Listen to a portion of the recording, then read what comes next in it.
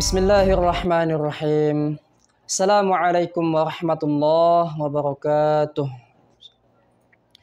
Alhamdulillahi rabbil alamin. Wassalatu wassalamu ala an-nabiyil karim nabiyyina wa sayyidina Muhammadin wa ala alihi wa sahbihi wasallam. Marilah kita bersyukur kepada Allah Subhanahu wa taala. Allah Subhanahu wa taala tidak pernah dikatakan bosan untuk memberikan nikmat kepada hambanya sehingga kita bisa menunaikan ibadah puasa bulan suci Ramadan ini. Salawat beriringkan salam kepada Nabi kita Muhammad sallallahu alaihi wasallam. Allahumma salli ala sayyidina Muhammad wa ala ali sayyidina Muhammad. Saudara-saudari setanah air Indonesia yang dirahmati Allah Subhanahu wa taala. Adapun beberapa hal yang penting perlu disampaikan ketika di bulan suci Ramadan ini, yaitu yang pertama penuh keberkahan, yakni Al-Quran Allah turunkan kepada Nabi kita Muhammad sallallahu alaihi wasallam. Adapun beberapa makna yang sangat perlu kita ketahui ketika Allah Subhanahu wa taala menurunkan Al-Quran kepada Nabi kita Muhammad sallallahu alaihi wasallam. Allah sudah menegaskan di surah Al-Baqarah, surah yang kedua dari ayat 183, 184, 185, 186 dan 187. Allah Subhanahu wa taala sudah menegaskan di pertengahan ayat tersebut yang Allah mengatakan Syahrul Ramadan alladzi unzila fihil Qur'an hudal linnas wa bayyinatin minal huda wal furqan.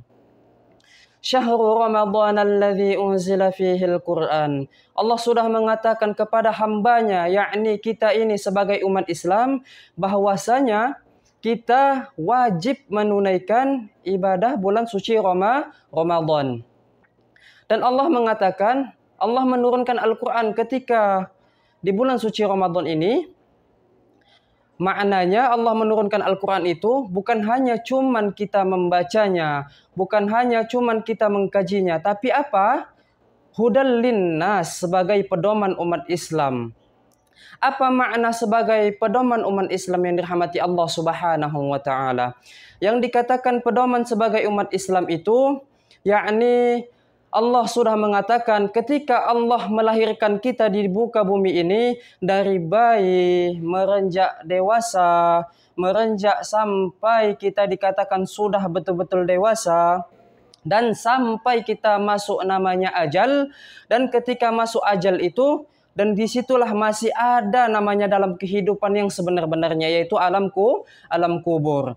Dari makna yang dikatakan Allah Subhanahu wa taala yaitu tadi Al-Quran sebagai pedoman, apa? Kita maknai bagaimana kita hidup dalam beragam macam dengan yaitu kita beragama Islam.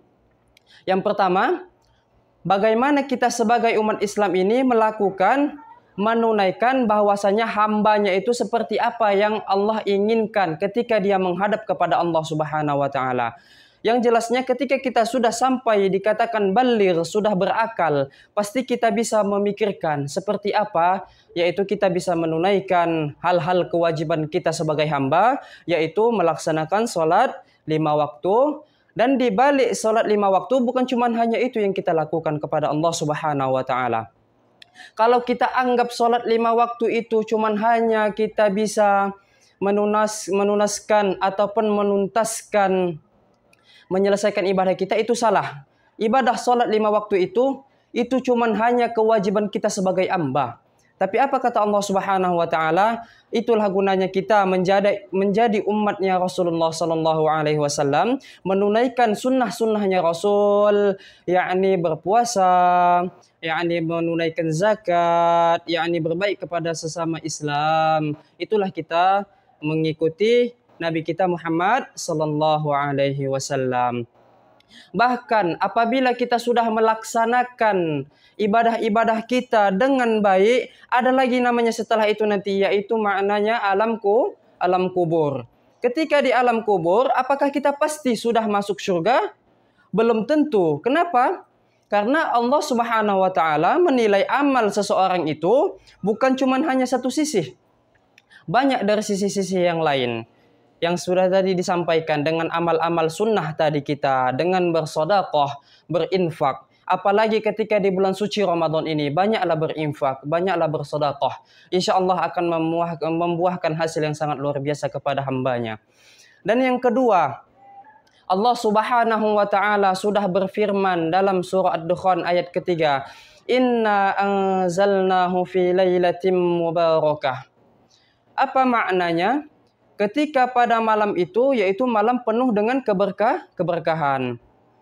Makna dalam arti kata keberkahan ini, Allah sudah mengatakan kepada hambanya ini, tunaikan sebanyak mungkin, yaitu keberkahan-keberkahan di bulan suci Ramadan ini. Makanya banyak turun suci ayat Al-Quran, yaitu nuzulul Quran. Baca banyak Al-Quran, baca banyak amal-amal tentang bagaimana kita bersedekah. Laksanakan kita kebaikan-kebaikan kita ketika di bulan suci Ramadan. Yang dulunya kita ketika bulan suci Ramadan, kita masih sedikit menyelesaikan Al-Quran. Masih belum tuntas 30 juz dalam membaca. Mudah-mudahan ketika di Ramadan ini, Allah sanggupkan dengan niat kita yang bisa membaca Al-Quran selama khatam 30 juz. Amin amin ya rabbal alamin. Sebelum penutup, ingat para pepatah mengatakan, apabila kita mengejar dunia, maka tujuannya cuma hanya kematian. Tapi apabila kita mengejar akhirat, niscaya insya Allah surga yang kita akan tuju. Syukran. Wabillahi taufiq wal hidayah. Assalamualaikum warahmatullahi wabarakatuh.